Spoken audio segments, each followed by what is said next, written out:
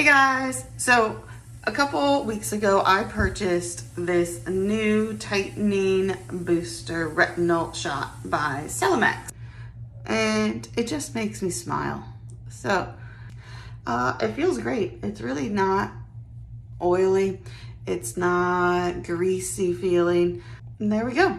So looking for some smoother texture, brighter tone, get that dewy glow that we all hope to have.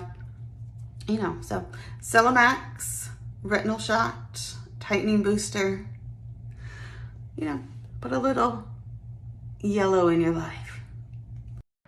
Welcome back to my bathroom, showing you guys about the Medicube Pink PDRN Peptide Serum. This is something I've been using consistently every night for about 2 months now. Love how it feels on my face. It's a really great texture, so it's a really pretty pink, you can kind of see. And then I've already kind of done my face this morning, but it just blends in beautifully.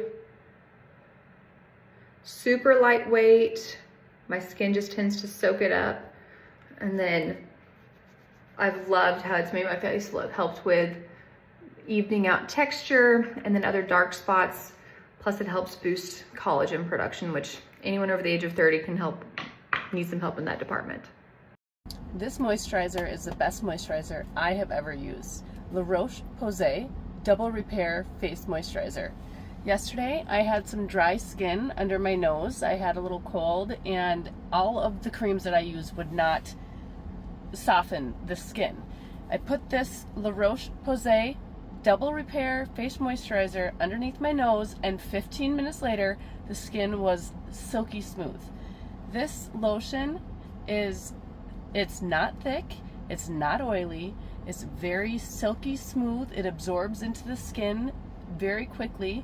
When I put it on before bed, I wake up in the morning and my skin just feels so soft, the softest I've ever felt my skin. I would recommend this lotion 5 out of 5. Run to go buy some.